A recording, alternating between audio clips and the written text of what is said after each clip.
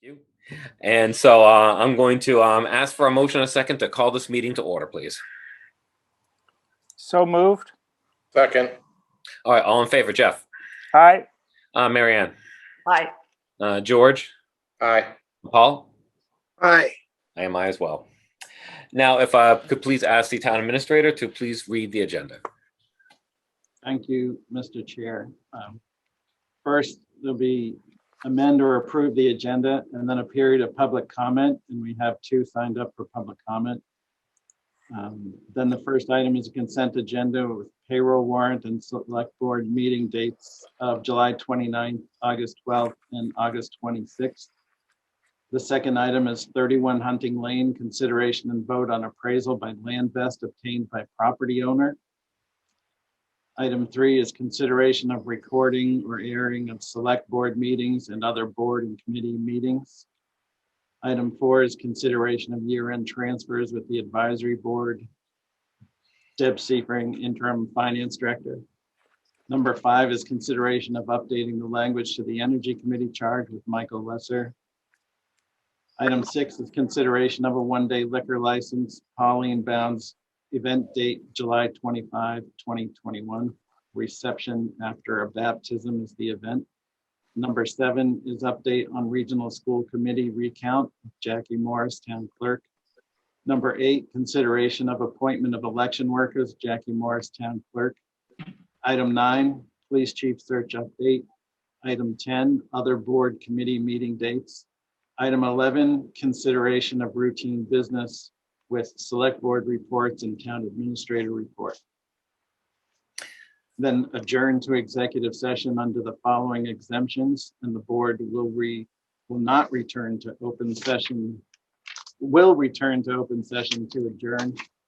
Item 1, strategy session discussion to prepare for negotiations with non-union personnel and to obtain legal advice from town council pursuant to MGL Chapter 30A, Section 21A27, and Suffolk Construction v. DCAM 449, Massachusetts 444, 2007, town administrator. Item 2, meeting with town council in executive session pursuant to MGL Chapter 30A, Sections 21A, 3, 6, and 7, and Suffolk Construction v. DCAM 449, Mass 444, 2007, to discuss 31 Hunting Lane, 41 North Main Street, and Igor Labarsky et al. Versus Town of Sherborn. Number 21, miscellaneous PS 000193 HPS. Item 3 is to discuss strategy with respect to threatened potential litigation if the chair so declares that an open meeting may have a detrimental effect on the litigating position of the select board in the town, and the chair does so declare. To discuss the town library pursuant to MGL Chapter 30A, Sections 21A, 3, and 7, and Suffolk Construction v. DCAM 449, Massachusetts 444, 2007 year. Very good. Thank you very much, David. Do I have a motion relative to the agenda, please? Move to approve. Go ahead. I think it's moved by George to approve. Yeah, I think you did. I'll second. Okay, very good. All in favor, Jeff? Aye. Marianne? Aye. George? Aye. Paul? Aye. I am I as well. Thank you. Now I believe we have 2 people that want to make a public comment on the public comment. The 2 items for public comment are Eric Johnson and Zach Ward. I'll let Zach go first. Thank you, Mr. Chairman. I actually have 2 items, and just in the interest of time, I'll just go right in a row if you don't mind, sir. So the first thing I'd like to do is just publicly recognize and thank Deputy Fire Chief John Douse. I know the board is aware, but I'm not sure if the public is aware that John Douse retired on July 1st after 38 years of dedicated service to the town of Sherborn. Excuse me, half of those years as the deputy fire chief. And if you don't know John, John's just an all-around great guy. He's done a lot for this town. He's done a lot for this department. I've been the chief for a little over a year and a half, and I certainly couldn't have done it without John. I thought that we made a really good team.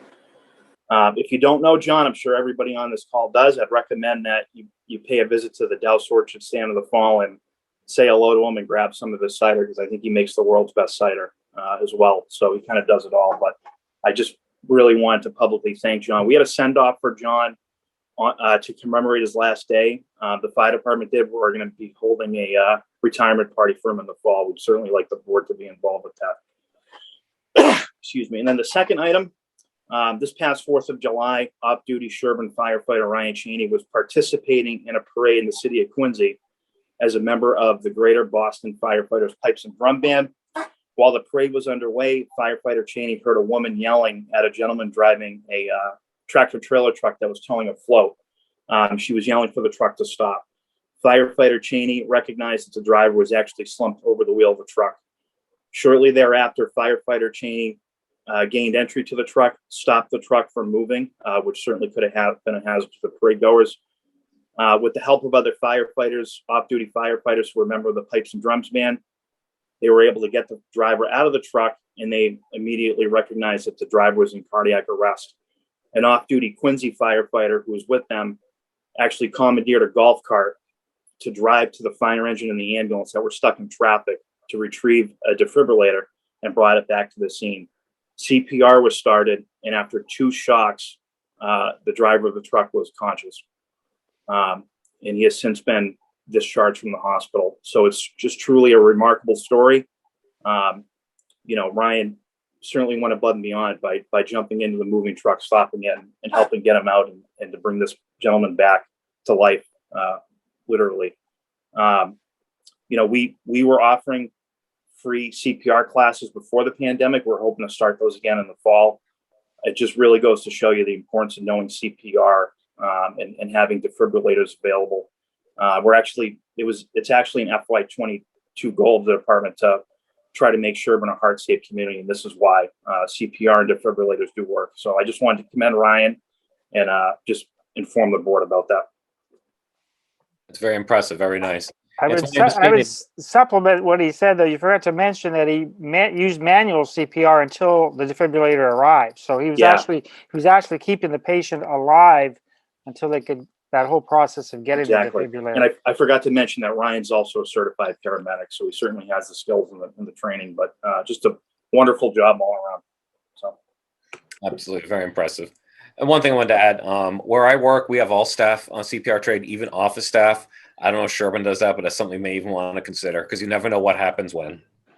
We had a discussion about that in March of 2020, and we're getting ready to do it. And then COVID happened, so it's certainly going to happen soon.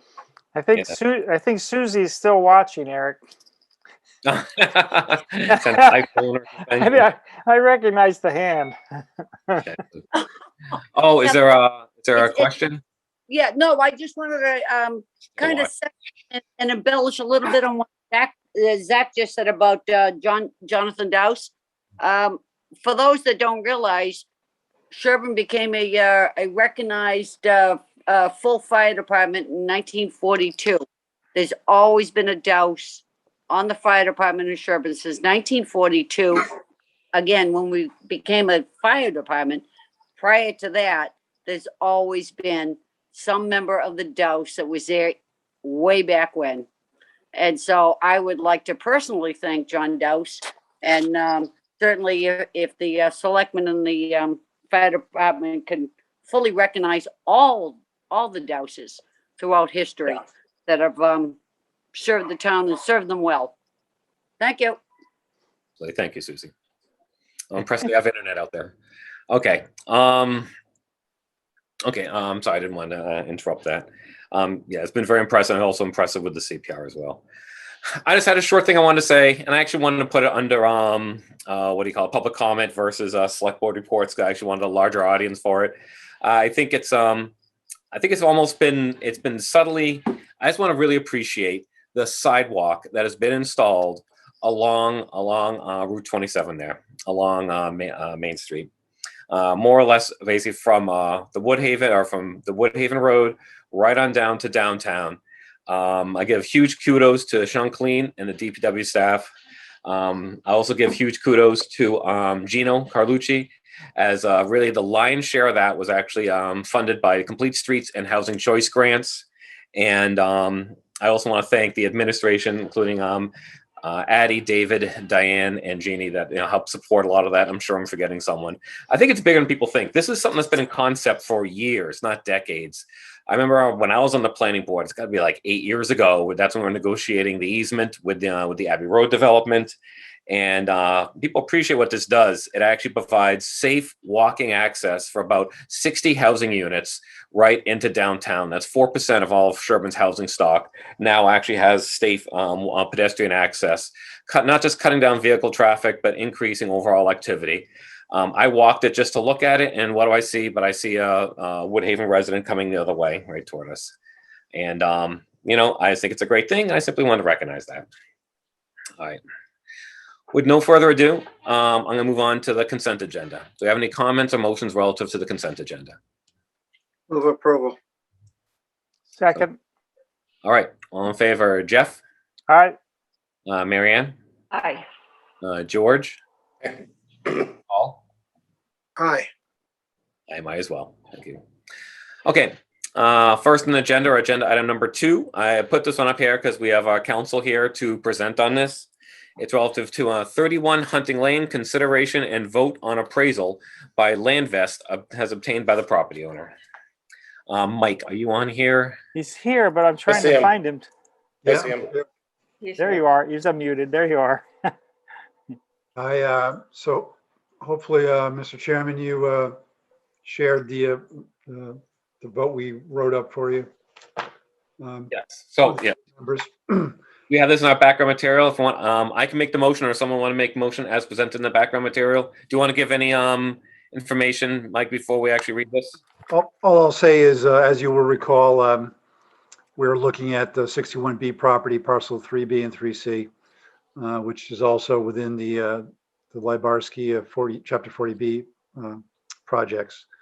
So we had the property appraised at $950,000. They came back with an appraisal from another appraiser, came in closer to $3.5 million or $2.5 million under two different circumstances, depending on which properties were included. And we pointed out to you a number of problems with the appraisal, including the fact that they're assuming that it includes the value of the completed 40B project, which was just denied. So in any case, I suggest you discuss it, but our advice is to reject the proposal they've given us, and that would, under the statute, send us down the road of negotiating with them and finding a third appraiser who would be acceptable to both sides and having a third appraisal done. Yeah, Shall I make the motion, Eric, and then we can debate it? Sure. Is that all right? Yeah, sure. I just want to read the whole thing. There's like the little 2 paragraphs that follow it, then the actual motion itself. Do you want to read the whole thing? Sure. Beginning with the select board received that whole thing? Do you want to read that whole thing? Because it's pretty much a summary of what Mike just said. I think you could probably just go to the motion. Yeah, sure. I hereby propose. Okay, I move that the select board reject the said June 14th, 2021 Landvest appraisal and direct town council to advise counsel for the landowner that the select board chooses to retain a third appraiser acceptable to both parties to value the property, the cost of which will be borne equally by both parties, as is its right on Mass General Laws, Chapter 61B, Section 9. Second. Motion and a second. And while I'm taking the roll call, someone could kind of mute people who aren't muted. Right, Do you yeah. want to have a discussion? I mean, I don't know if anybody has anything to add. I mean. Yeah, just a question. Yeah, oh yeah, please. Sorry, Paul. Lindsay, go ahead. So my question is that the value of the property is dependent upon the assumptions made as to how it's developed, how many lots. Going to a third appraiser, again, that whatever the assumption is going to determine the value. So what is going to be done to reach agreement, Right, or provide guidance right. So on the standards to be applied?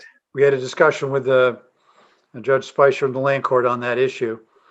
And essentially what he did was say, I'm not going to get into that.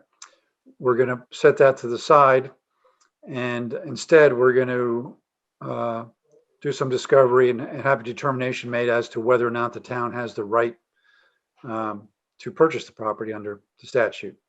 And at that point, then we can get into the weeds about the appraisal. So that's a battle for another day. Nonetheless, we still need to follow the process, and so I wanted this official vote on the record so I could advise them that their appraisal was not satisfactory. Mr. Terry, Michael, could you clarify that a little bit? Does that mean that the third appraisal would actually be postponed, or would they operate in parallel? I mean, will the judge not look at the assumptions until the site control is and the right of first refusal is decided? Right. So yeah, it'll be the judge said that essentially all the timelines are stayed or told while we determine that, because if you look at the appraisal they gave us, it's illogical. They say that they're assuming they're going to give us this property, and yet they're also assuming that for the value of it, that a Chapter 40B project is going to be developed upon it. So they can't both be true. And so if we win the issue with the land court with respect to site control and say we have an option to purchase the property, then that, I think that means they could never build the 40B project that they were considering. So I think that impacts the value of the property. Imagine a lot. Any other comments from the select board? Well, just following up, then that would seem to make their appraisal not acceptable too. I mean, it's almost not like in a third appraisal, it's rejecting the second appraisal. If the basis is a basis that's not valid. It sounds like we are in good standing as a result of that to reject this. Yeah. If this goes to court and they see our rationale rejecting it, it sounds like we have again, very good rationale. Right. Can you remind us again too, Mike, about the timing? Like do we have like 90 days to do the third appraisal or something? Is that right? We would have, except the judge put it all on hold. Oh, okay. So yeah, so we're going to do a discovery period in land court, and then we're going to probably file cross motions for summary judgment, have him rule on that, and at that point we'll see where we are. Thank you. Good news. All right. I don't see any other comments. We do have a motion and a second to take the follow recommendation of council and reject this appraisal.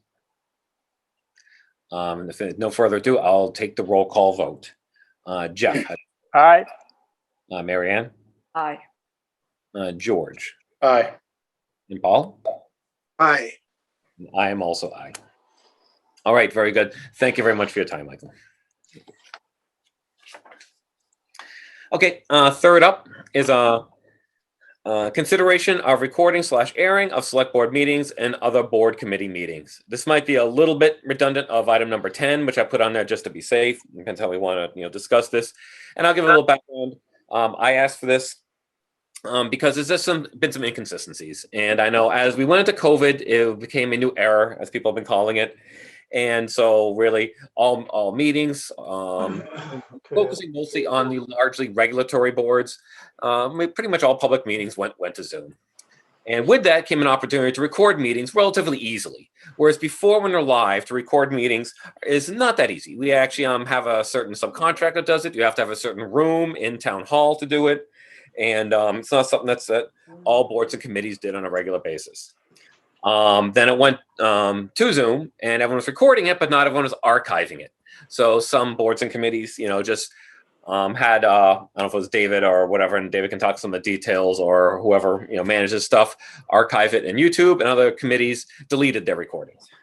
So I think it's just good that we discuss it, set forth what we want as a select board, particularly for those boards that fall under the select board. And frankly, I'm just focusing on the more regulatory boards, like the one like ZBA and Concom, which is under select board, and maybe provide recommendations to planning board and board of health.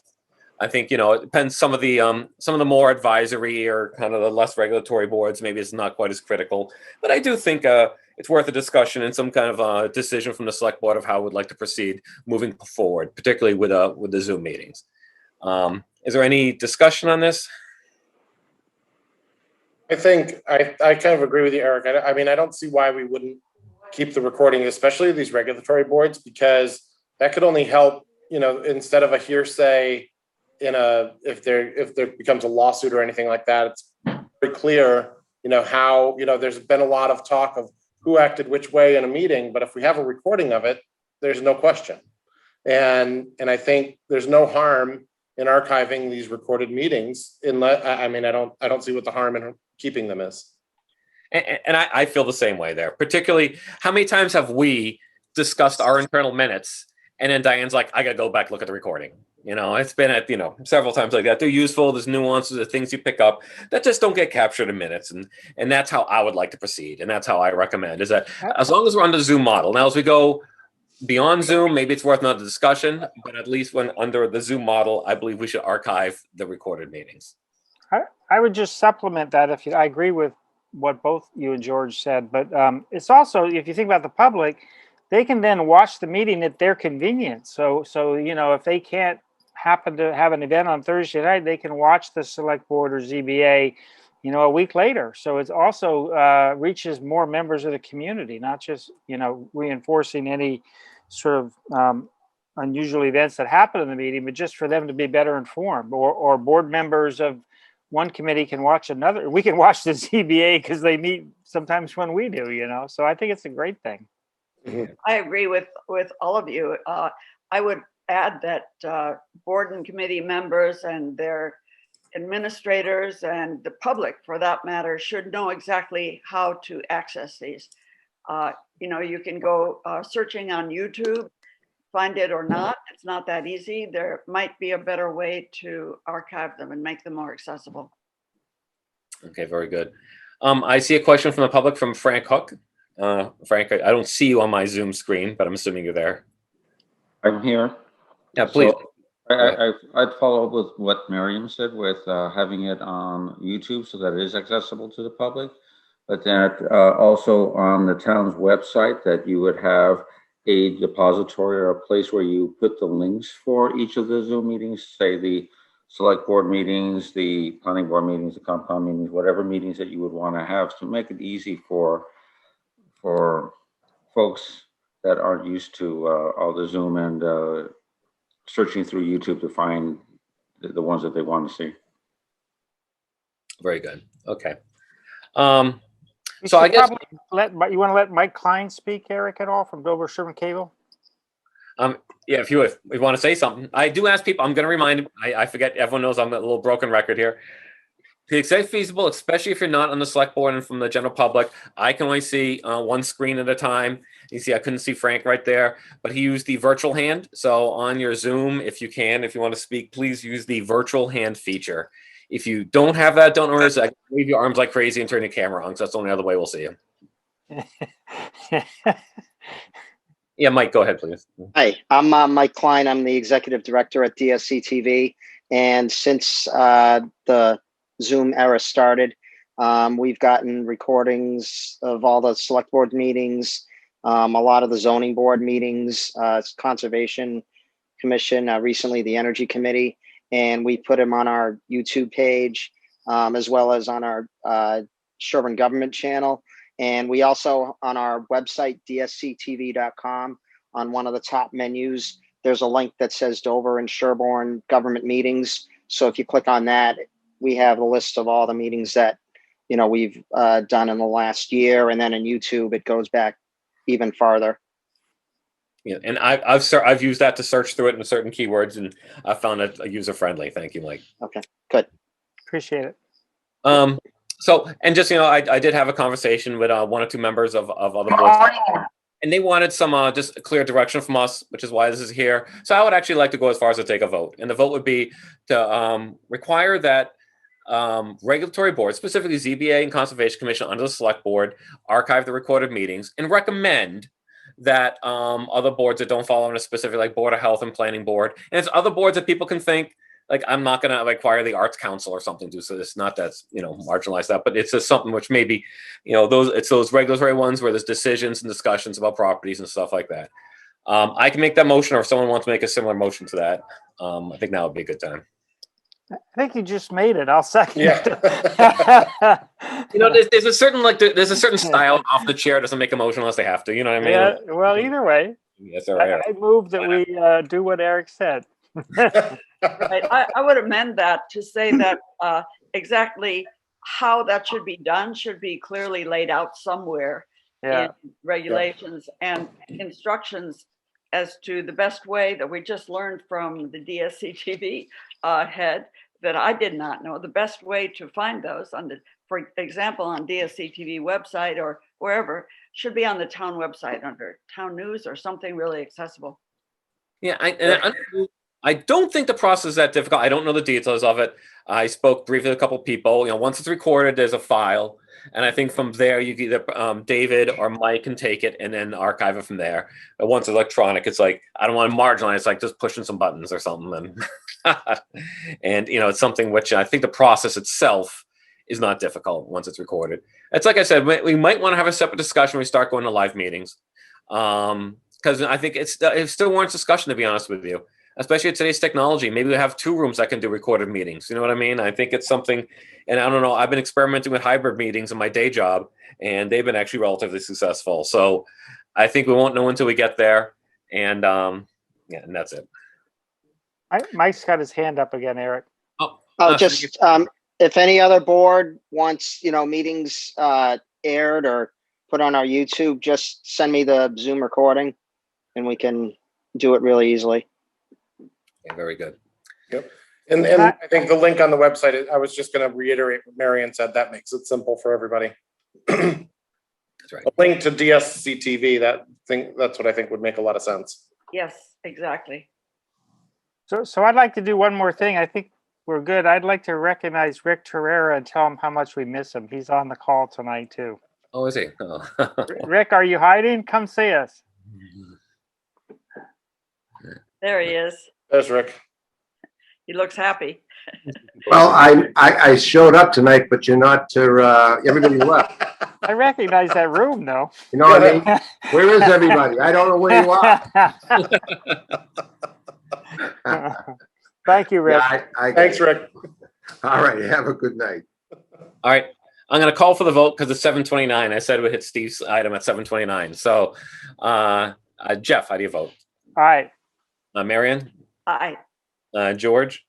Aye. Paul? Aye. And I am as well. Thank you. Well, all joking aside, it's 7:29, so I think Steve is probably unavailable. Steve, do you want to punt this? Or? Yeah, I think all I need to do is call advisory to order, and then I've got Jane on deck to actually sort of lead the conversation if necessary. And you may actually see me pop on my phone. I may just put an earbud in and listen to the discussion instead of listening to Harry Potter or whatever.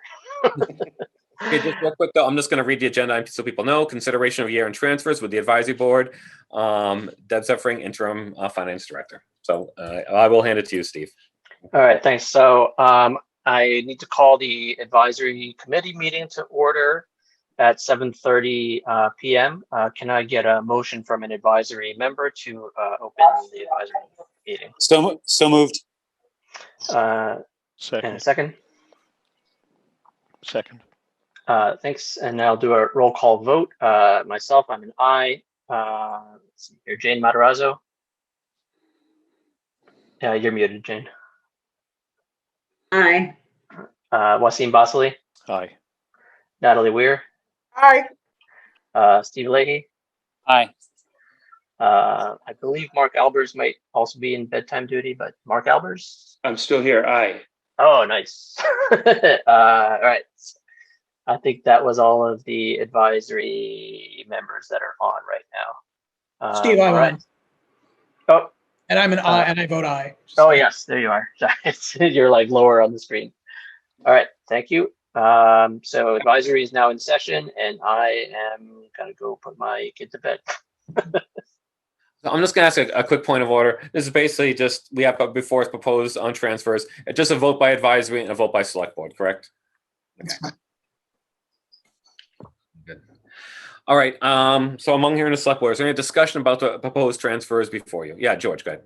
I just want to have a little discussion about this. I was emailing a little bit with Deb just to get some clarification, because in the past we did a lot of interdepartmental transfers and didn't use the reserve fund. But my understanding after talking to Deb, it makes sense. This is a transaction to do it this way. But I did ask her to send along the other budgets that were the budgets that were under budget, not just the ones that were over budget, so we could see what how each of the departments, because usually we get to see how each department did. Now, one of the things that I found a little bit disturbing about this was that we're now going to have 1,156,000 in turnbacks this year, which means if you think about it, we overtaxed the citizens by 1,156,000. That is way too high. That's 89 cents on the tax rate. That's an average tax bill of $720. That's $720 on an average tax bill. We've got to look at I know advisory will, and the budget makers especially need to look at these numbers next year and say, why were we 1,156,000 over budget or under budget? I mean, that just, like I said, it's taxing too much if we're that far off. George, can I just say that this was an unusual year because of the pandemic? And if you look at those numbers, $400,000 is the school. And that was, that's a big portion of it. 250 was the police, which they were down, actually down 3 people, the chief and 2 dispatchers. That's a large portion of it, along with other departments saving because of things that didn't happen because of the pandemic. So it was an unusual year. And that number is, again, tentative because everything has to be reviewed. I have to go through all the grants and all that other kind of stuff to make sure everything's in the right spot. So that's a little bit of it, but. No, I understand. And thank you, Deb, for pulling all this together, because I think it is important for us all to see this. There are a few big numbers like that I didn't understand, like why the employee benefit number was so high, so far off, and this as well. Maybe that's just because we had savings on interest or something like that. But I wanted to talk about a few of those individual lines. Can I add a couple, George? Do you mind? Yeah. Because you got to remember also the 1,156, that includes the turnback of 300,000 from the reserve fund, which we didn't use it. So that's sort of an amount in there by design if we had needed it. So it's actually, not 850,000 without the reserve fund. A couple other items. So in your answer on the employee benefits, it's sometimes not a good thing. I'm seeing a lot of clients that are people still weren't going to the doctor due to COVID for even regular things. So you can have an experience where you have less healthcare costs because people weren't utilizing their healthcare. So that may be part of it. And obviously the library was partly, they had originally budgeted to have opening sooner, so the staff was geared up. So there's $56,000 from the library there too. So those are just sort of 2 other things that are relevant, I think. And just to add one other question, I understand a few of these that were over budget. I know about town council and transfer station, and those are, and snow and ice, those are pretty obvious. What are the unreimbursed COVID expenses? Because that's one of the largest numbers, and I'm just curious what that consists of. Is it why they weren't reimbursed? Well, when COVID, started and we were going to get all that money from the CARES Act, the way it was handled was any extraordinary expenses just went into this one account. And then we, got reimbursed for it or applied for it at that time. And there was like no process. So that was all, extra labor, protective equipment, just extraordinary things. And that was additional money that we just didn't get reimbursed for. We have this new ARPA money that we will be able to use going forward, but that only became effective on March 11th. So there was that time period where basically things were just getting charged, and that was the abundance of it. I can give you a little bit more of a detail later if you want. Yeah, I would like to see the detail of that. That'd be great. One thing we could do too, Deb, is I think MEMA may be able to reimburse if the CARES Act didn't reimburse. MEMA then covers 75% of the costs that weren't covered by the. So Zach will know about this, but I think MEMA has a fund also. Yeah, I don't know about the timing. You have to see about the timing of the Yeah, there is a FEMA fund as well. It's a Yeah. very lengthy and time-consuming process. I know. Just being not, we're not fully staffed anyway. It just Yeah. hasn't been on the radar just yet, but there is that out there. We have hired a consultant to help us. She's helping me with some of the finance director positions, but their company also helps with the ARPA request and anything with the CARES Act. And so she's kind of guiding me through some of these things. And, I feel that she's going to help us get the most for our money, the best we can. Good. Thanks. All right. I guess any more discussion relative to the details we see before us? Wait, Eric, are we just doing select board discussion at this point? Or is this open for advisory as well at this point? No, absolutely. Open up to advisory, please. Okay, because just a couple follow-up. First of all, a point of clarification is the 1156. I had read it as being net of the 390. Is that accurate or not, Deb? The that is not net of the 390. No. Yeah, I think it is, Deb, I because think it is. if you add the schools to the 1,097,000. Oh, yes, you're right, but yes, you're right. The $400,000 I kind of kept separate from the school because we can't use that money to cover any of the reserves. That's why that's kind of separate, but on that spreadsheet. But you're right, the 1156. But again, please don't get too hung up on this number because these are not final numbers. Like I said, I have to do a lot of review before this becomes a final number.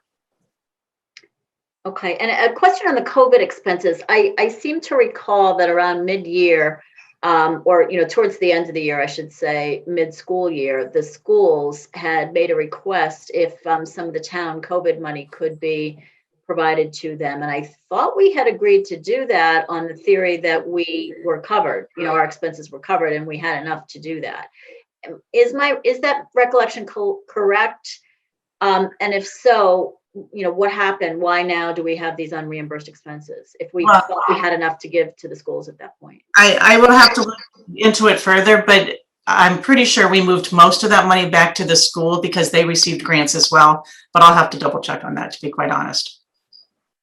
Yeah, that's right. Just because I was involved with COVID, we did things like we paid for laptops at Pine Hill, for example, originally, but then so it went both directions. So we covered some school costs, but then the schools got more money from DESE, which is the Department of Elementary and Secondary School Education for the state. So I think we then reversed. This was when Sharon was still here. We reversed some of that so they could get funds from the education department that we could then take funds we previously reimbursed and use it for other things. So it went both directions. Correct. Deb, I have a question about the debt service total. I would think that the debt service needed would be known in advance for the year, and yet there seems to be almost 160,000. Yeah. What is that about?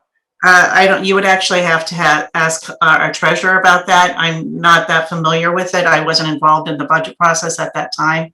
And that's just basically the money that wasn't spent. Is Heidi on here? She was on, but my guess is it's a timing thing. If we didn't, purchase a major vehicle or something as quickly as we thought, then they maybe not incurred the debt as quickly. She is on here. Heidi, I'd like to hear from Heidi. Yeah.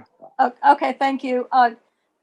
One of the reasons we saved money on debt service is because we were able to actually pay off 2 bonds when we refinanced the bonds because of the rate. So we paid off the 2007 and 2010 bonds, and there was a savings of about $140,000 by being able to combine them into a new offering. And the interest rates actually had gone down. So when we do these forecasting, we are doing interest rate forecasting where we think it might be, we went down, and that made the difference. Right, okay. This is one we're always going to be as close as we can. We don't have a crystal ball. Sometimes something's come up. Sometimes we have to do a borrowing timing difference. But this past year was mainly due to the payoff of 2 bonds. Okay, thanks. Is that it for advisory, or I don't know if I just want to make sure I don't know if others on advisory have questions. I have a few more, but if others do, please feel free to jump in. Okay, I mean, I do have a question about the employee benefits and the other insurance, why those are so high. Do we have any more information about that? Well, I know on the employee benefits in July of last year, they did give us a half premium holiday. And so half of the month was the employees didn't have to pay, or the town didn't have to pay. And then I think it's not an exact science of how they determine what our costs are going to be, because it's based on employees and, everything else like that. Again, I wasn't too involved in the process when it came time to make the budget. So I would have to look into that and get back to you. Hey, Deb, Steve Leahy here. Can I just ask a quick follow-up on that? Sure. A half premium holiday. So basically, the insurance company came back to us and said, hey, we're going to cut you. We're such nice people. We're going to cut you a break for half a month. Yes, and so for fiscal year 2021, they gave us a whole month premium holiday for this July right now. So I don't know if you remember when we were doing the budgets, we were able to take the insurance costs back by about $100,000 when we were preparing the budgets. And so last year, I believe it might have come at a time when, before the budget was, they knew while they were processing the budget. But yeah, they occasionally the insurance company will do that. Thank you. It's COVID related though. It's because of they were lower use costs by medical members. Jeff, that makes sense. Thank you. I was wondering if this is the norm and we should be negotiating harder. But no, it's kind of like some of you probably got a discount from your auto insurance because people weren't driving during COVID. So they gave everybody a discount because their claims experience was down. Unfortunately, it's not necessarily good because there's a lot of people who have serious conditions that weren't diagnosed, not just in town, but all over the area that I work. So hopefully it won't be reversed. All right. Another question, Eric. And I don't want to interrupt Jane though. Jane, if you're not done, go ahead. Yeah, but I do want to make sure, if others on advisory have questions, I don't want to be the only one firing up questions here. So please jump in. Nobody's unmuting, Jane. They're not unmuting themselves. Well, actually, I'll jump in once again, if I may. And so just help me out with that $300,000 on the reserve. Is that just monies that we transferred and did not use from previous year? The reserve fund? No, that's $300,000 that is built into the budget in case something truly unusual. Yeah. Okay. We never used part of it, or so the 300 is the balance on that, or did we use? I thought we used part of it during the year. We did not use any of it. Never touched it. Wow. Okay, great. Wow, that's what caught me by surprise. Thank you.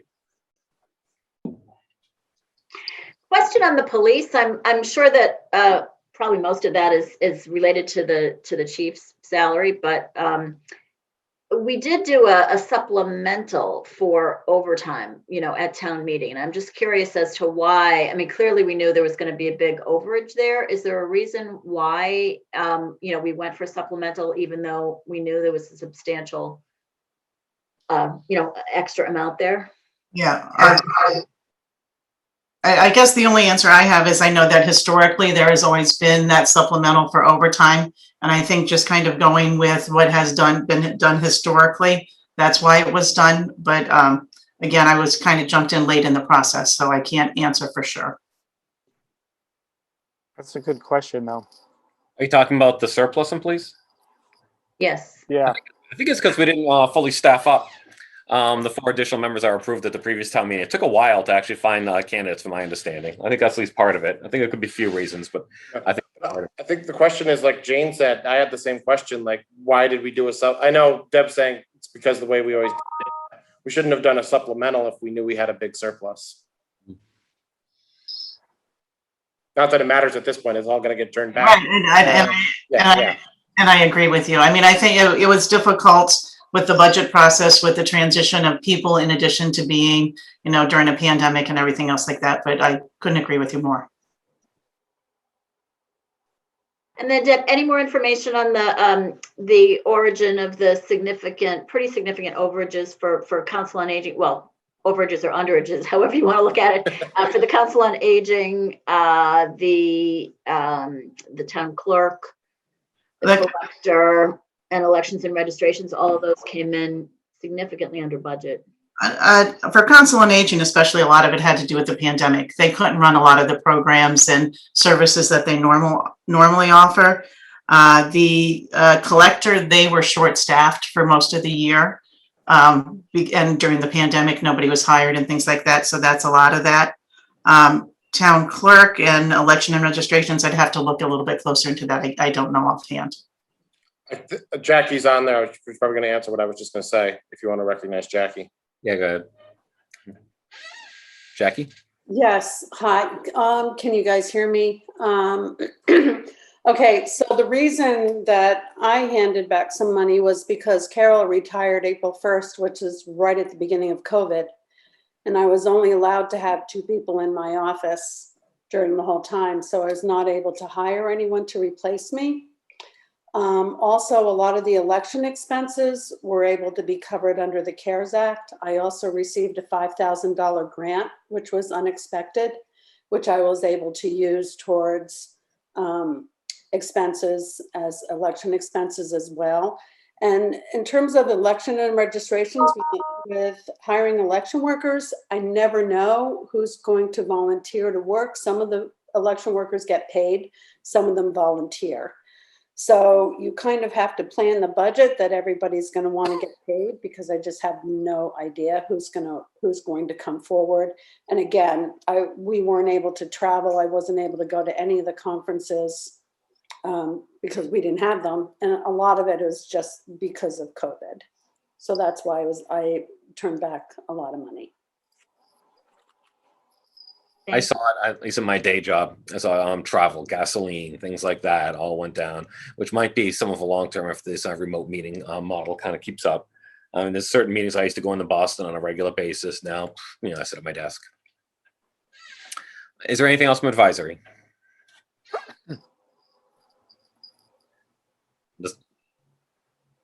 Okay.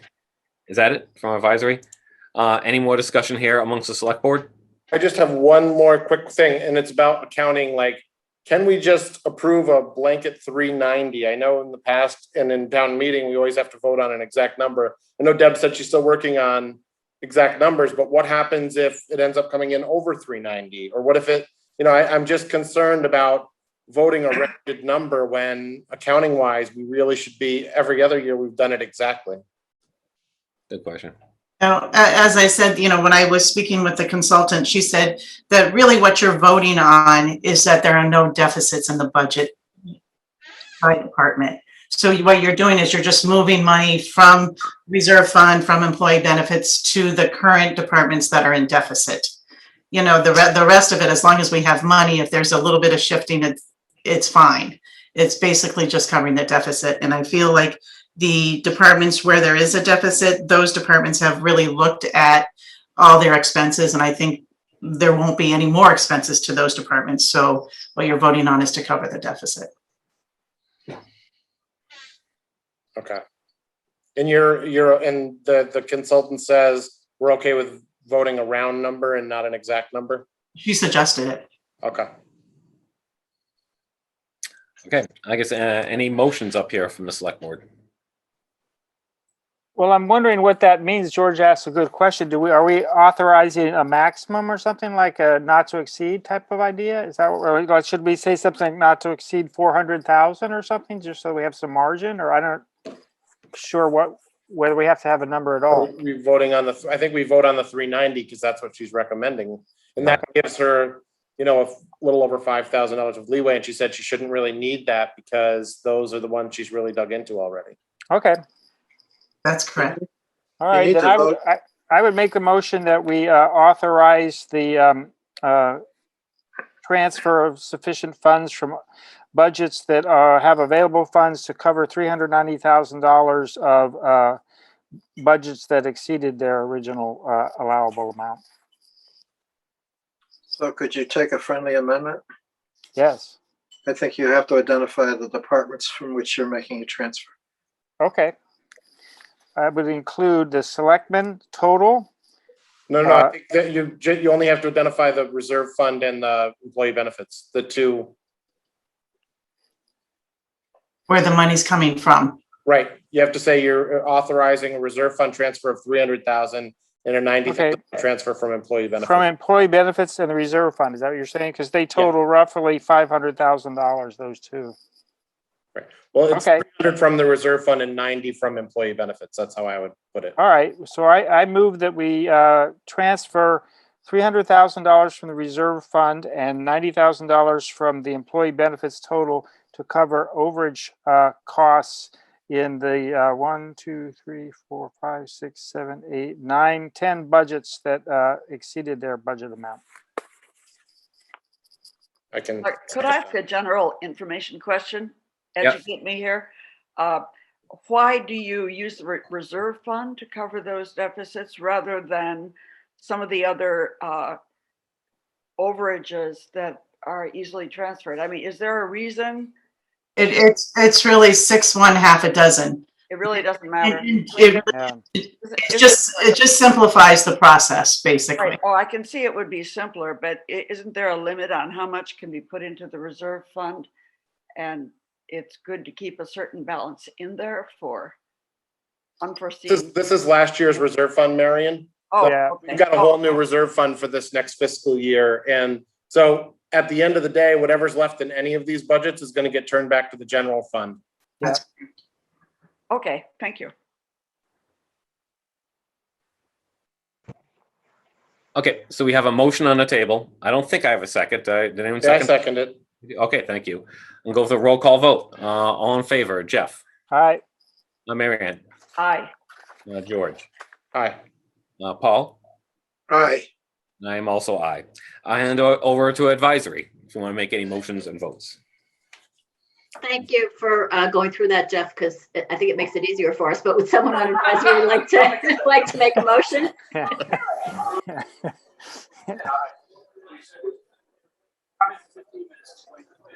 And again, just to confirm, it really doesn't matter what departments we say that we're taking the funds from, right? It's at the end of the day, all the money, the almost 1,100,000 is going back to the general fund, correct? That's correct. Okay. So then I should have wrote down the motion, but a motion to transfer $390,000 from the reserve fund and the employee benefits to cover the budget shortfall in the 10 departments listed. And do we have a second? I second the motion. Thank you. Okay, so we'll do roll call. So Steve Leahy? Aye. Wasim? Aye. Mark, are you still with us? Yes, aye. Thank you. Natalie?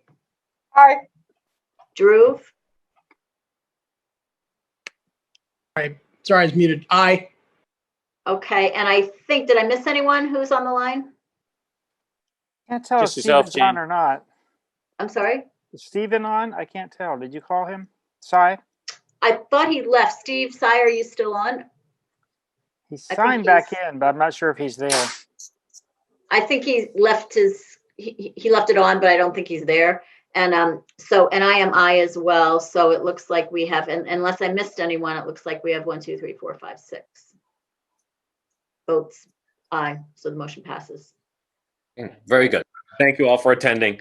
If it's okay, I'd like to move on to the next agenda because we're at a little time crunch because the person presenting the next agenda item has a deadline of 8 o'clock to go to a hearing. But again, thank you everyone for attending and thank you advisory for this. I think advisory needs to close their meeting though, don't they? Yes, they do. Yeah. I move to close the meeting. Move to adjourn, excuse me. Second. All right, all in favor, Steve Leahy?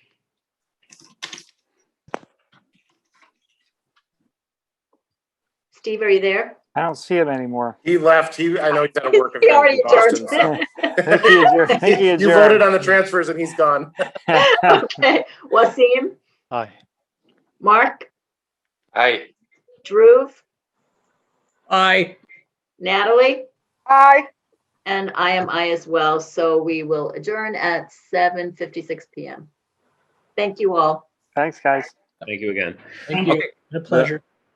Without any further ado, I'd like to move on to agenda item number 5, consideration of updating language to the Energy Committee charge. I'd like to turn it over to Michael Lesser, please. All right, thank you, Eric.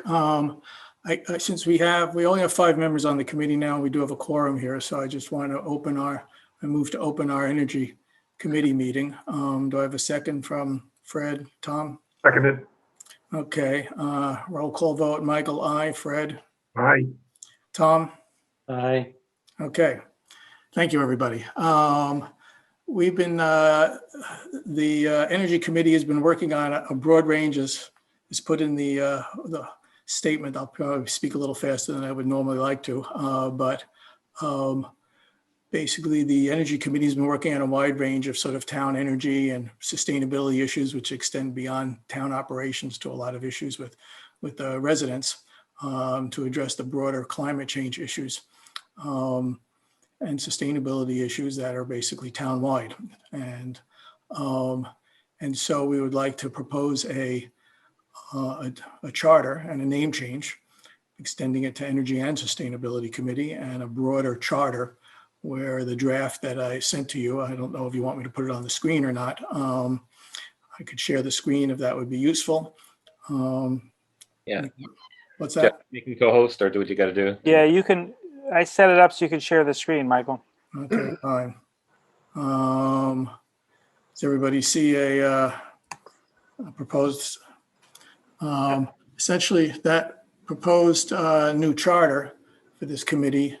I'll speak faster and jump into the fact that it's really the 5 bullets that are in there that basically cover a range of areas that I think that this committee could then help meet the town's needs and issues over the next foreseeable future in terms of dealing with a lot of the broader issue of climate change and sustainability. A little summary is the first one really refers to the fact that there's an issue of reducing the carbon emissions and carbon footprint to deal with climate change and to bring us in line with and try to meet the goals that the state has set out in its new roadmap. And so that requires a lot of work at both the town level, but more importantly at the residential level. The second one is about dealing with the ongoing consequences of climate change in terms of resiliency and adaptability to any issues there, whether it's dealing with stormwater management issues or dealing with heat centers for cooling for residents who can't deal with the heat waves and such. The third issue is dealing with the more conventional energy cost issues and for the town operations and to try to minimize our town's costs for its energy bill. The fourth one is a little bit broader to open up to a broader range of sustainability issues that because they begin to overlap with other groups in town, whether it's recycling, for example, or even working with Board of Health on sustainability water supply or groundwater protection. And the fifth one is sort of focusing on that sort of covers all the others that we're always working to see if we can find some external sources of funds for these efforts that we're working on here.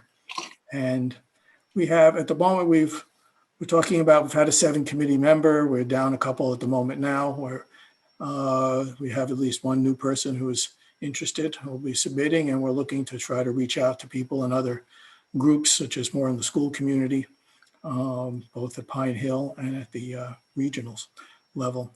So we're playing around with a 7 member, but that's obviously not a fixed thing here. We do have some associate members also, and we're also just trying to recruit people who just want to work with us. They don't have to be a member, they could be associate. If there's a particular aspect of outreach on a particular climate change or any other kind of issue, we're more than open to have them just focus on that kind of thing and work with I should mention that we basically work very closely with the sustainability coordinators, Gino and Dorothea, on all of these things, so that there's a tremendous overlap. And so we're more than happy to support their efforts or to find other residents who will contribute to what they're working on. So I guess I'll stop there and open it up to sort of any questions about where this goes, since a lot of this work, I guess, is to try to deal with households, especially in the first topic and even in the second, in other topics here. But I'll leave it there for now and open it up to any sort of questions and discussion.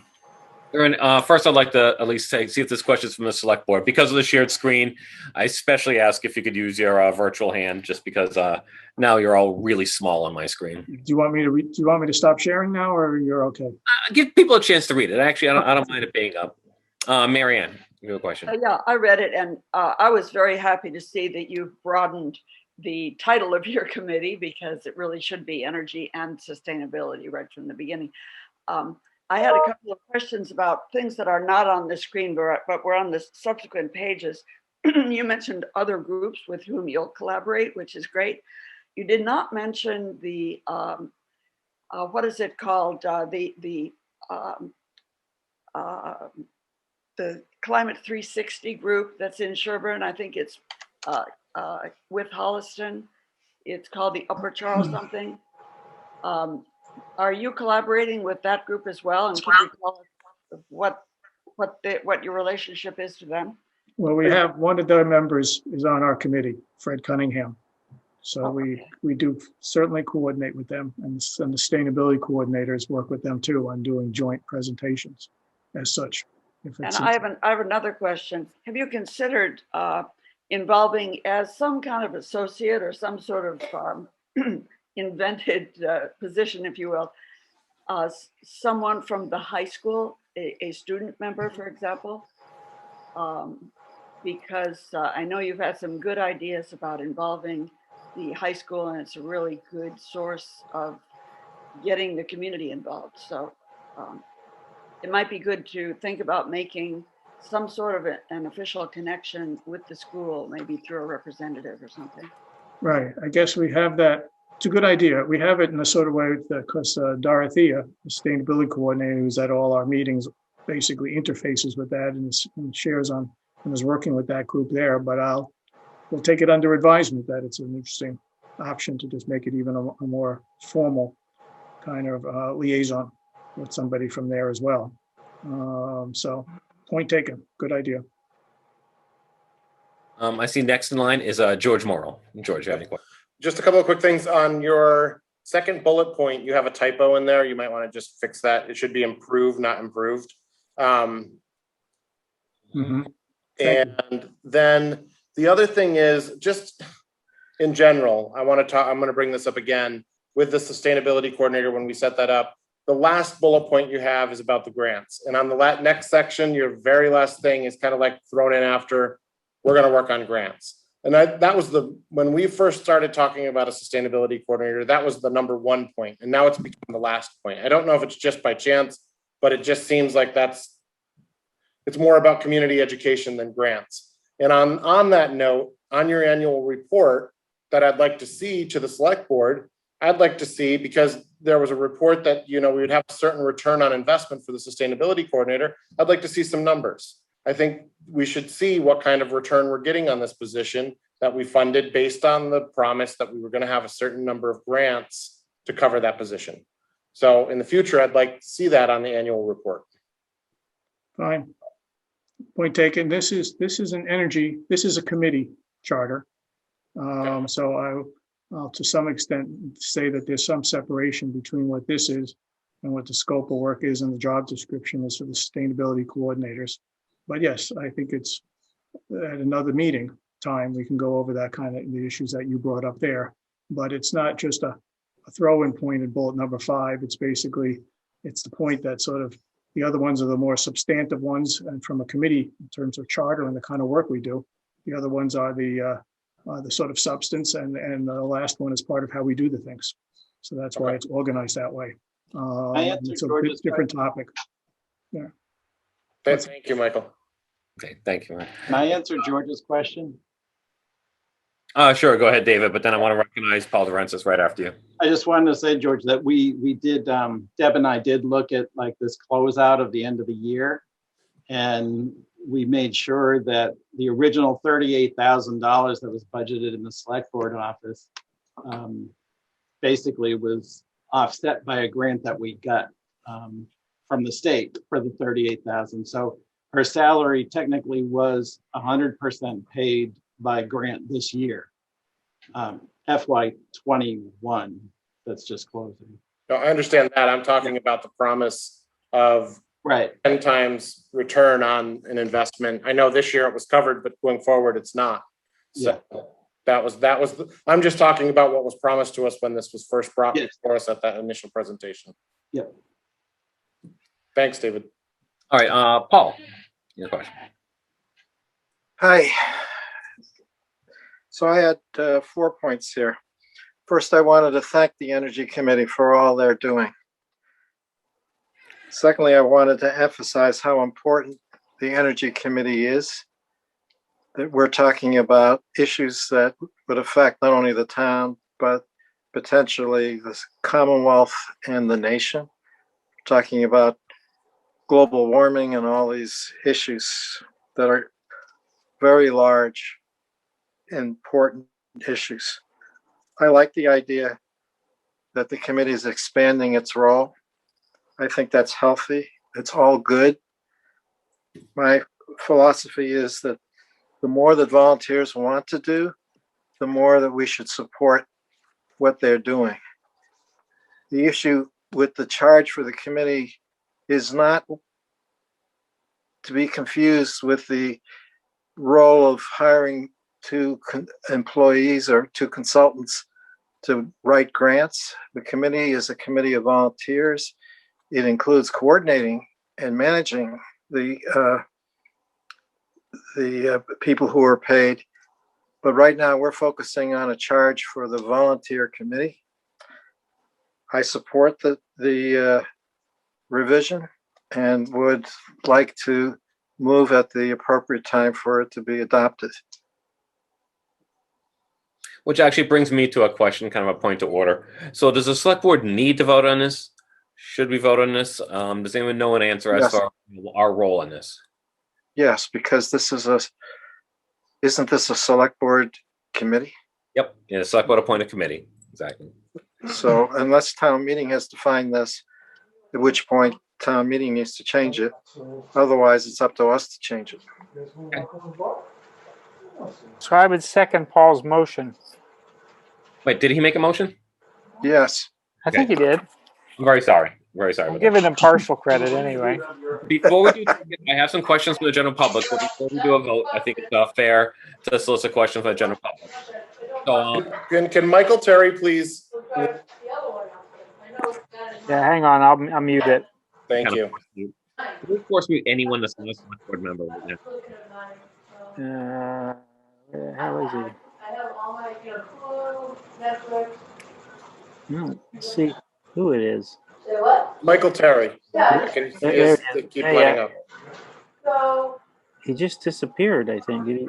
No, he's highlighting with the participants. You can see the little microphones and which ones are responding. So the point of making a motion, Eric, is to allow discussion to be about the motion. What we really need is You need to get the distraction. Sorry, I got it. No.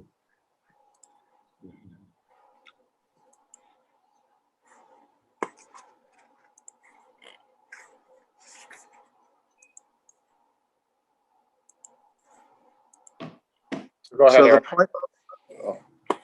the point of making a motion is to allow discussion of a motion to approve. Okay. Kind of focuses the discussion. I would like that, but I also want to at least be able, because we have not, otherwise, the motion came before I actually could take any questions from the audience. So I think it's fair that to take a question. But is there any discussion on Paul's motion here on the board? If it's okay, Vaughn, I see Frank Orlando has his hand raised. I think it is fair, because he had his hand raised for a little while, to take his question or comment as well. Yeah, just a simple question. So let's assume that this charter gets approved with Paul's motion. What do you do differently next week? I think it's a question for Michael, really. Correct. At this point, we are basically working according to this kind of charter anyway. So this basically it gives us more, puts us in what we're doing as a committee, it makes it more explicit. Because here, before that, our charter was much more narrow on energy issues in the town, but it was then a little mixed to a broader focus in terms of our role within the job description of the sustainable coordinators that had this much kind of broader set of issues.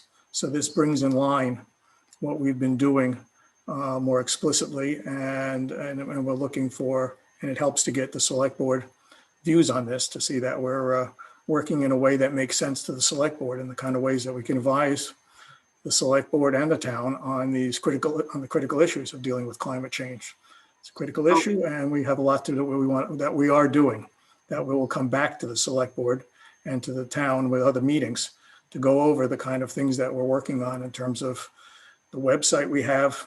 There's a sustainable Sherborn website with lots of suggestions and opportunities for how to address climate change, and including actions you could take and ways you can get support and help to do these kind of things. You can publicize that kind of stuff as well, and have more outreach on what we're doing. So let me ask it a different way. What were you doing last week that wasn't in your original charter? The original charter was much more around item number 3. It's basically the other and some of items number on the first bullet.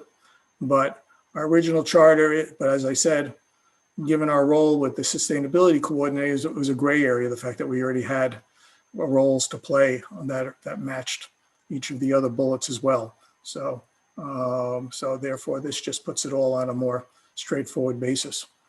Okay, thank you. All right. Seeing no more questions from the general public, I think it's time to vote on the motion and the second to support this. What do you call them? Yeah, Michael, you want to unstop sharing now, maybe too? Sure. Please. All right. So all in favor, Jeff? Aye. Marianne? Aye. George? Aye. Paul? Aye. And I am I as well. Thank you very much, Michael, and other people on the committee who supported this as well. And good luck moving forward. Fine. We hope to come back to you with more things on a more regular basis about some of the issues George brought up, as well as just the kind of work that we're doing on the sustainability. Everybody go look at sustainablesherborn.org and sign up there to see the things you can do. There's lots of help, things that'll save you some money and things like that. And I guess on the screen here, I don't know, there's Fred Cunningham and Tom Trainer are on this, as well as there's Dorothea Von Herter, our sustainability coordinator, and Gino, who's a little more well-known. But we'll find time more regularly to brief you and go over some of our work going forward. I don't know if anybody else on the committee wanted to say anything quickly, or Dorothea or anybody, or otherwise. Just, thank you for, I would just say thank you for accepting this, because it really is the type of work we want to do and are doing, and it's nice to have it officially in the charter. Very good. Thank you all for your work. And the last thing I'll do is I'll move to adjourn. Do I have a second? Second. Okay, roll call vote. Michael, aye. Tom? Aye. Fred? Aye. Okay. Thank you for coming, and thank you, Dorothy and Gino, for being here. And thank the Thanks for select your board and time. everybody else in town. Thank you. All right, moving on. Agenda item number 6, consideration of a one-day liquor license for Pauline Bounds for an event on July 25th, 2021 for reception after baptism. Is Jeannie here? I am here. He's there. How's it going, Jeannie? The floor is yours. It's just a standard one-day liquor license. It's for 4 hours. They have submitted the $50 fee and the insurance certificate. So it's at the community center. I think I sent you all a copy of the license today. You can, as I said in my email, you can come in and sign it, or you can just give David permission to sign it. Eric? Yeah, go ahead, Paul. Move approval. Do you want to include in your amendment permission for David to sign? Yes. Okay, very good. Thank you. Good addition. I'll second that. Okay, motion and a second. All in favor, Jeff? All right. Marianne? Aye. George? Aye. And Paul? Aye. I might as well. Very good. Good luck with the party. Thank you. Next up, agenda item number 7. Excuse me. Update on regional school committee recount. Jackie Morris, town clerk. Hi, can you guys hear me? Whoops, I was trying to show video. There we go. So I just wanted to let you know that I met with the Board of Registrars last week. Chris Martin, the write-in candidate, has submitted a petition to have the regional school committee race recounted from the June 15th annual town election. The petition was certified, and the recount is planned for Monday at the Pilgrim Church in a lower level meeting room because we can't have it at town hall. So it's at 1 o'clock. It's open to the public. I'll have 3 sets of election workers there, 3 teams plus a runner, and Chris Petrini will be there. I'll also have a police officer. So anyway, I just wanted to let you guys know that it is happening and it's planned for Monday. Okay. Do you need just information, or do you need anything from us? No, well, eventually, hopefully, I know we were talking about budget issues. This wasn't planned in my budget, so hopefully I planned a little bit of a cushion because I am going to have to pay for the police officer and the election workers, and then you know, there will be legal fees, but that won't come out of my budget. So, but hopefully I won't be asking for any more money towards the end of the year. Okay. Otherwise, no. And I'll probably put on the website what the determination was after the hand count. Okay, very good. Is there any questions from the board? Okay. Any questions from the public? Okay, looks like none. Thank you very much for the information, Jackie. And good luck, absolutely. Next up, consideration of appointment of election markers. Oh, it's still you, Jackie. Don't tell me. Still me. Yeah, so every year the select board is required to vote on the election workers. I've given you guys a list. The new election season starts September 1st and runs through August 31st, and you guys are required to vote on all the election workers. I do have quite a few new people, which is great. A lot of people wanted to help with all the elections last year, which was terrific because we were short-staffed and there was a lot of mail-in votes. So, you know, a lot of things were a little bit different last year because of COVID. So it was really great having new people willing to come on board. It's very nice to see the volunteers, absolutely. Kirk? Yes, Paul. Can I move to appoint all the persons on the list provided by the town clerk? Absolutely. Motion by Paul. I second. I will make a point of comment before I go on, is that one of the reasons I actually vote in person rather than remote is I actually like running into all my neighbors and seeing all the volunteers. And I think it's one of the enjoyable parts of living in a small community and having these volunteers. All right, if no more discussion, I'll take the vote. Jeff? Aye. Marianne? Aye. George? Aye. And Paul? Aye. I am I as well. Thank you very much, Jackie. Thank you. Appreciate it.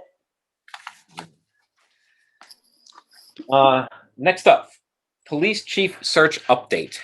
Now, George, is this you or Vicky? Yes, this is me. I have I want to just, as the chair of the police chief search committee, I just want to update everyone on what we've done and where we are, and then make a recommendation to the select board. As you may know, last spring, the select board appointed a committee to search for Sherborn's new police chief. Committee members were as follows: myself, Vicky Rellis is our co-chair, Eric Johnson, Paul Durensis, Jeff Waldron, Chuck Yan, Michael Richards, Zach Ward as a fire chief, and David would participate in our meetings. He wasn't a voting member of our committee, but he was there as well, David Williams as well. As the police chief position affects all citizens of the town, the committee is sharing a synopsis of the process in order to provide a clear understanding of the methodology utilized for this search. First mission of the committee members was to hire an outside consulting firm to assist with the search. A letter was sent to 8 consulting firms outlining the purpose, the proposed search parameters, and asking for a proposal. Hiring an outside consultant that was thoroughly vetted was a critical part for successful management of the search. The committee wanted to ensure that all measures would be taken to create a thorough, unbiased, and professional search for the next Sherborn police chief. After interviews and reference checks, the committee chose public safety consultants with retired Chief Wayne Sampson as the lead consultant for the search. The committee and Chief Sampson worked diligently to develop a questionnaire to initiate the search and posted the job openings on appropriate media venues. There were 25 applications for the Sherborn Police Chief position. Once the applications were received, the consultant sent out a questionnaire that was required to be completed by the applicants. The committee received the questionnaires, and with the consultant accepted 10 applicants to continue through the process and began the interview process.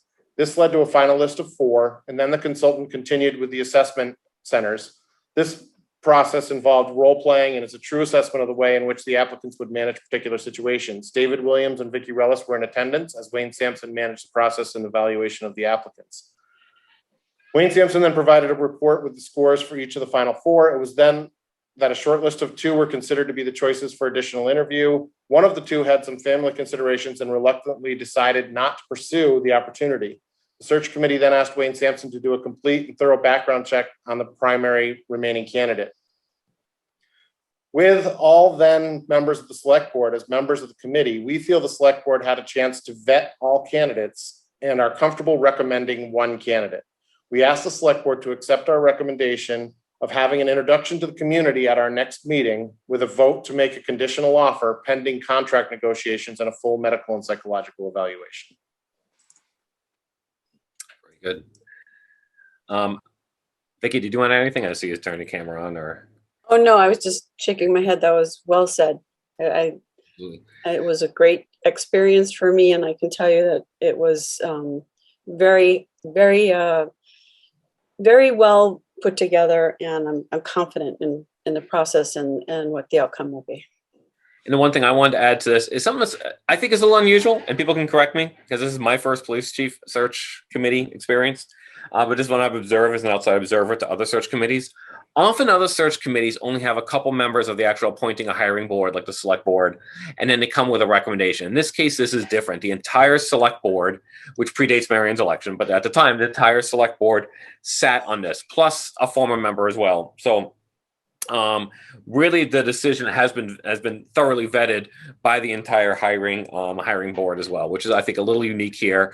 And I think it's safe to say, I don't want to give anything that, we've all been on the same page, and it's been a very, I don't know how to call it, uniform and agreeable process. I don't know if anyone wants to add anything else.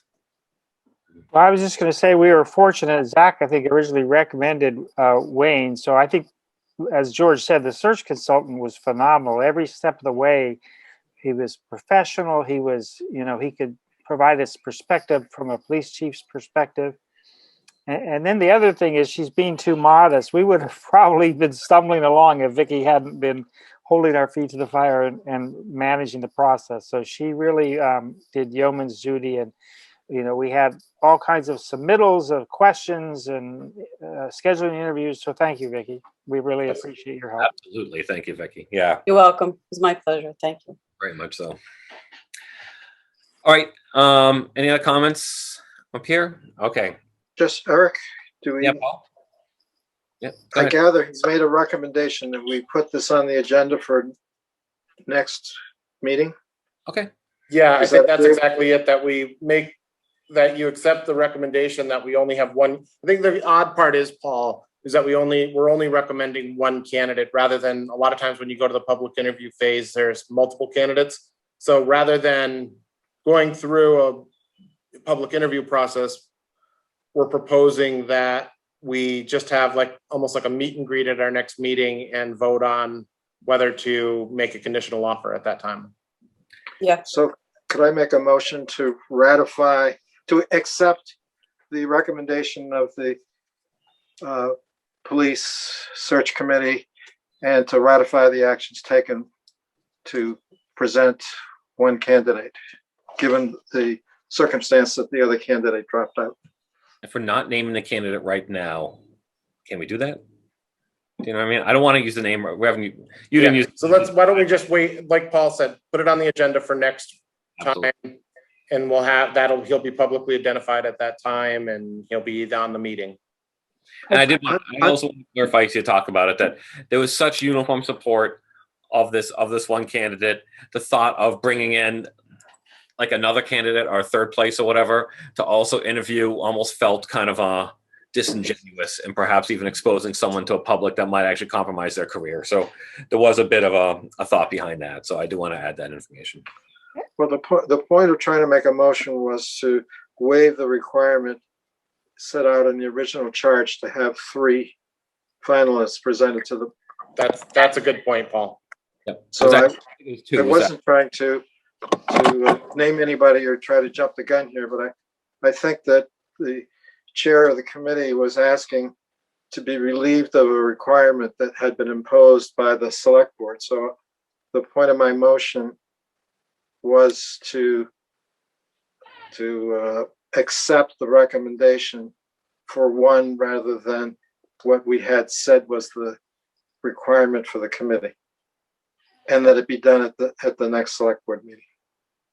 Okay. Well, you're the lawyer. If it says it's okay, then I'm fine with it. Could I ask a question? I think it would be useful. I'm assuming, would we allow the public? I think we should let them ask questions of the candidate, and he can speak. I think we should consider having them have a chance to at least ask questions. No, I don't like that idea. I think maybe they could submit questions to us. I don't think it's appropriate to. I think that's kind of a lot to ask of somebody coming in to face the public. I mean, we're the ones making the hiring decision. Yeah, but usually, I don't know the history, but usually when there's more than one candidate, I think they allow the public to ask questions, don't they, Paul? I don't know I'm not familiar with the protocol. Well, I liked the idea of questions being filtered through the board because we don't want people talking about specific persons. You know, are you going to prosecute Right. Bill Crosby or that kind of question? It needs to be generic, right? So it has to be filtered. So how would we solicit those? Like, would we have to make an announcement and somehow publicly to have people submit questions in writing, or how would you? At the meeting, the point of the motion I was trying to make here was just to waive the requirement of 2 and go. Yeah. Allow it to be made to 1. And so next week, it's really up to the chair how the chair wants to run the meeting. And we should, at that point, when he says how he's planning to run the meeting, presumably with the help of Wayne, as to how it should be conducted, and maybe with the advice of town council, if we have things we want to amend or change, we should raise it at that time. But I don't know if Eric's had a chance to talk to Wayne and to talk to. I haven't. I've been talking to Wayne. Sorry, Paul. It's Vicky. He's actually going away next week. So if we want to do this, I should probably talk to him tomorrow. I'll tell you. Our meeting's not for 2 weeks, so Vicky, we don't. Oh, okay. We have 2 weeks until our meeting. 29th is the next meeting right now, Vicky. Right. Yeah. I forget how long he's going for. Anyway, it's kind of, I don't disagree with the question. I don't know. Am I allowed to talk now? Yeah, go ahead, Vicky. I'll recognize you. There's something in the back of my head saying I don't think we can do that, but I'll have to ask him to find out, because I remember something came up one time before, early on in the process. And I don't know what the limitations are with this public introduction. So I think Eric can work those details out with Wayne, right? I'll just say that on past interviews, there have been some kind of open questions to the public. To be honest with you, my first instinct is to filter them through the board, have questions submitted ahead of time and filtered through the board. It allows the public to ask questions, but then, you're right, some of these things can really go sideways, and especially when it comes to a police chief type situation, I don't want to, we haven't got a contract with a guy and make him run away. You know what I mean? Technically, we haven't hired him yet. Just a second, Vicky. Marion starts getting these questions, and all of a sudden, but it's fair. I do understand transparency. I do understand if the public wants to ask certain questions, that's fair. So maybe Vicky, you and I will touch base, and maybe we'll talk to Wayne. But my instinct just on the right off is to maybe filter through us. Yes. Okay. Or I would be in favor of postponing questions until you've made the offer, he's accepted the offer, and you then introduce him to the town as the new police chief, and then let the public ask questions. Yeah. I don't see what can be gained by the public asking questions before in the renegotiation stage. Yeah. But maybe you can. I don't think we can do it. Illuminate me. Well, I think we should leave it to Wayne to advise us. Yes. And Chris Petrini to advise us as to what's the right way to do this. So I'll second Paul's motion about the waiving the requirement for more than one candidate. All right, let's take that vote now. I think that's good. All in favor, Jeff? Aye. Marianne? Aye. George? Aye. Paul? Aye. I'm also aye. Thank you on that there. Yeah, and Becky, maybe if you and I could touch base a little bit tomorrow. Okay, I will do that. Yeah, what kind of Thank structure? you again, Vicky. You've done a great job with this. We really appreciate all your work. You're very welcome. Thank So you. Thank can I you. say one more thing? Good, Paul. Yep. I just want to assure the public and everybody who's listening that this the people that we've been looking at are really good people and will be of great assistance to the community going forward. And the whole committee has put in countless hours on this, every one of whom deserves thanks and praise.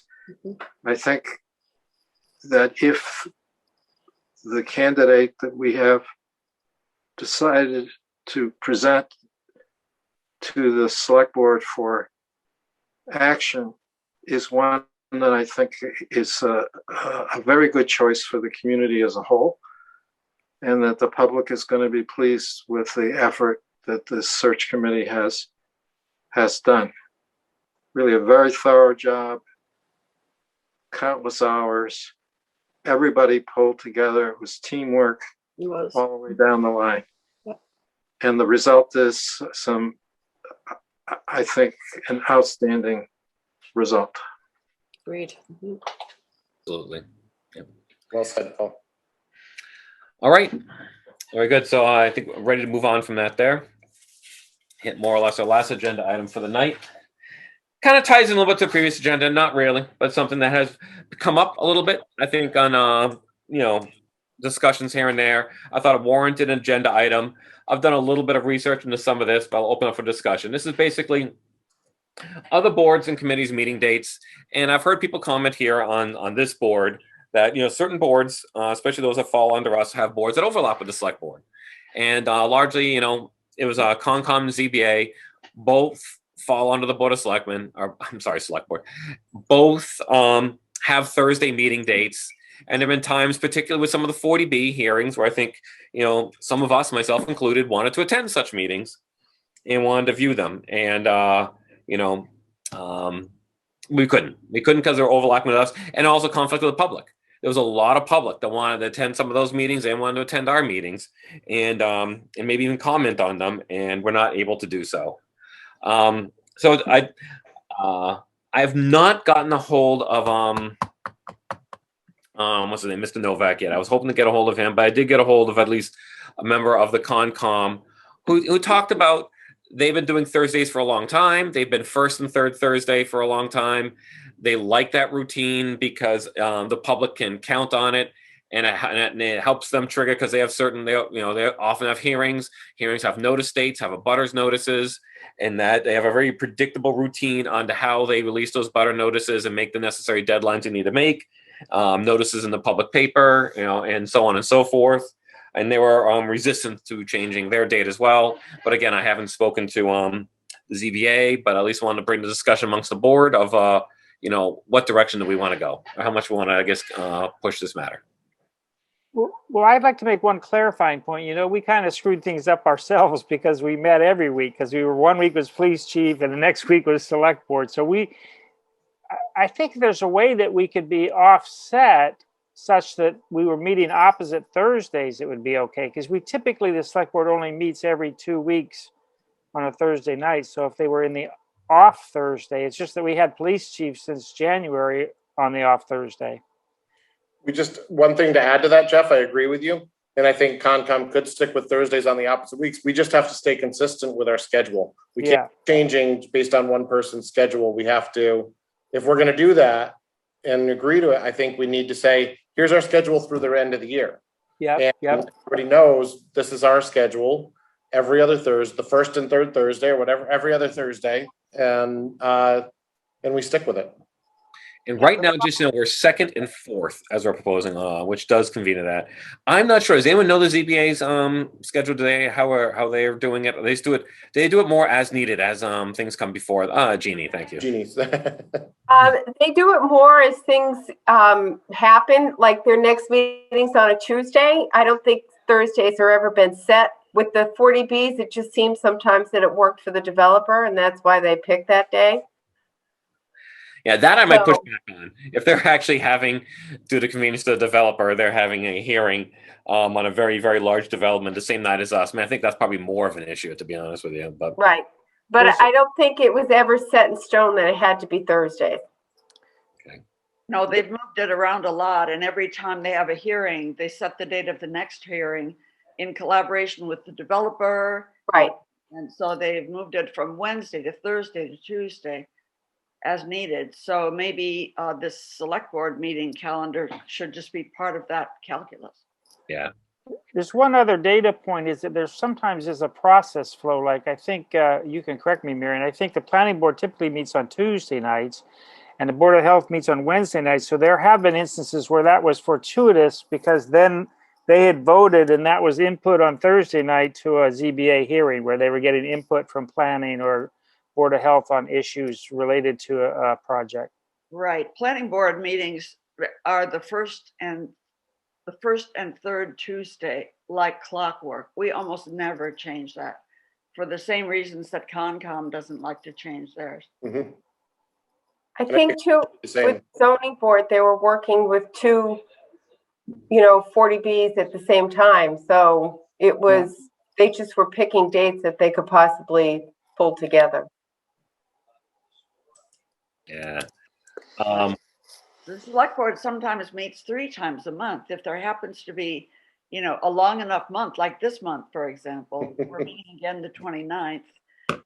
And if we take 2 weeks from that, then that throws it off. So I think you really have to stick with whatever it is, first and third or second and fourth, whatever.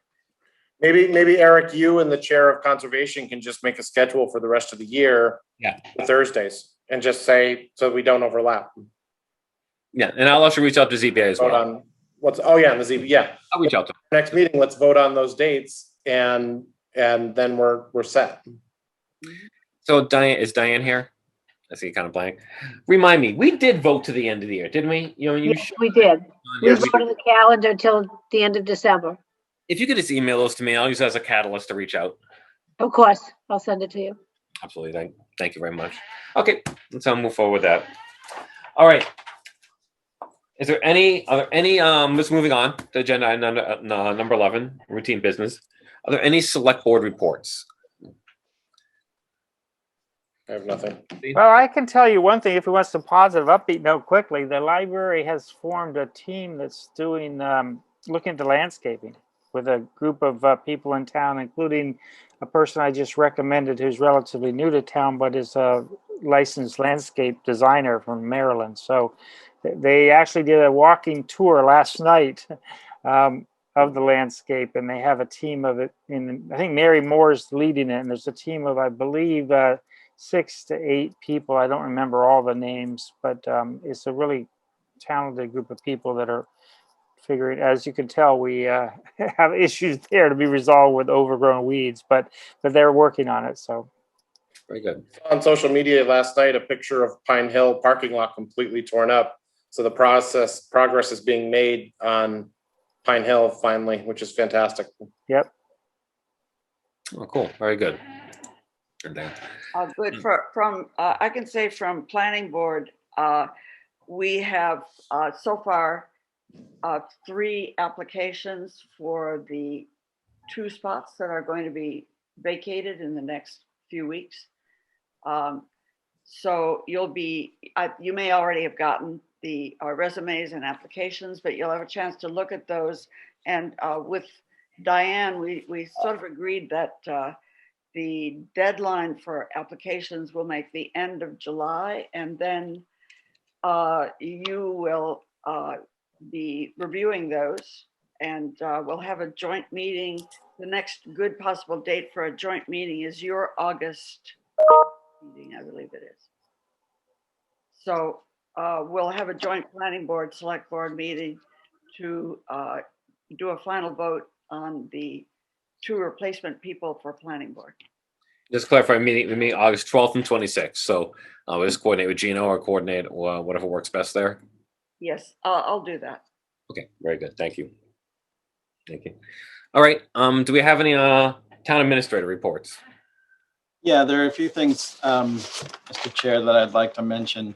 One is about town technology. We have changed vendors that we've had in the past couple of years. It's been a little clunky with the demands of the library technology that needs to get rolling. And Elizabeth Johnston and Frank Orlando, the trustee, have been overseeing that. And then the rest of the buildings and the infrastructure and townwide network is under me. So it's been a little difficult because you don't build technology from the ground up. You're supposed to be starting from the top down. So we're getting it pieced together now. So we've got vendors in place and contracts in place.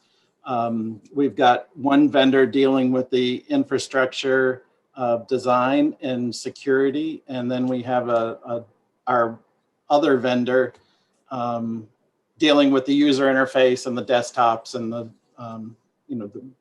the software issues and that kind of thing. So it looks pretty good, but I just wanted to name a couple of people that are on this tech team, including Elizabeth and Frank Orlando.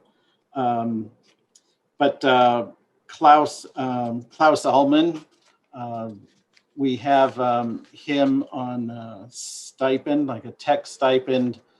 He's been working on the fire department network for quite a while. And now he will be advising us on the total network and being on call for if we have any of these issues. And also at the police department, Jim Graziano, he has been the tech person inside the police department. He receives a stipend for that.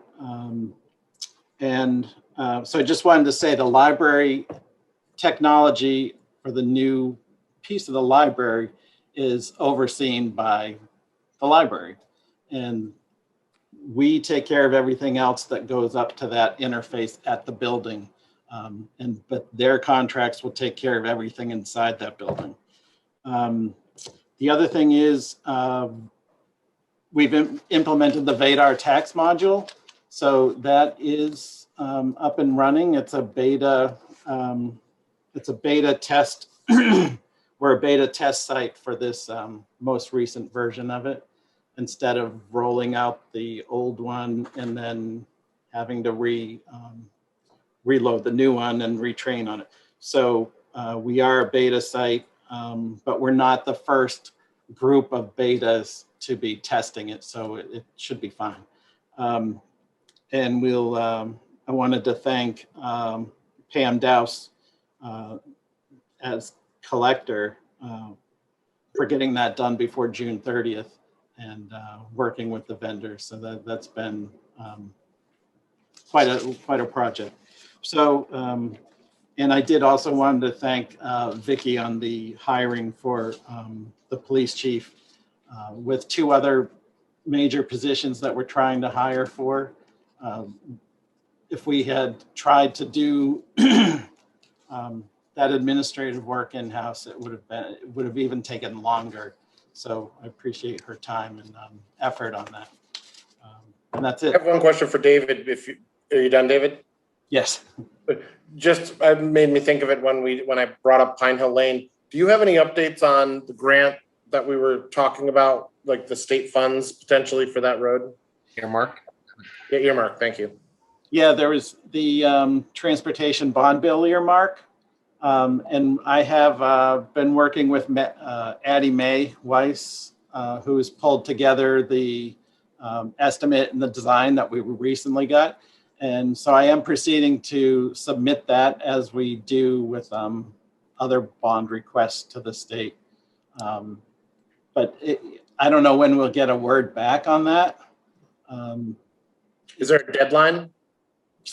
there's not a deadline. No, it's a rolling thing. You just need to get it in before the next time they go out to bond for transportation. Okay. So I will be getting that out. I just need to review it with Addie May one more time before it goes out. Yeah, we just want to make sure we stay on top of that because that's a lot of money that could potentially, that we don't have to bond. Right.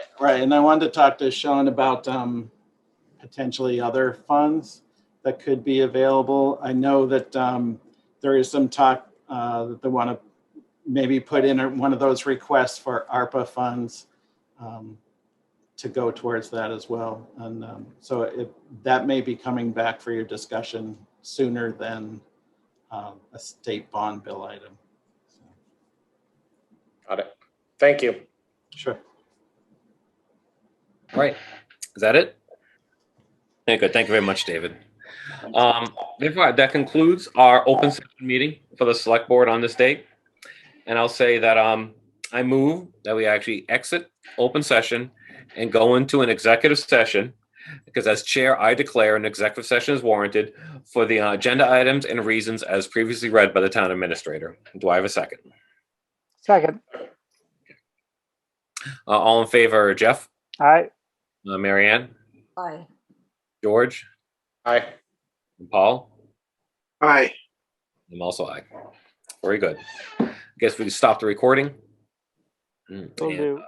Yeah. all right, thank you very much. We have exited executive session. We are now in open session for no more agenda items. Do I have a motion to adjourn? So moved. Second. Okay, all in favor, Jeff? Aye. Marianne? Aye. George? Aye.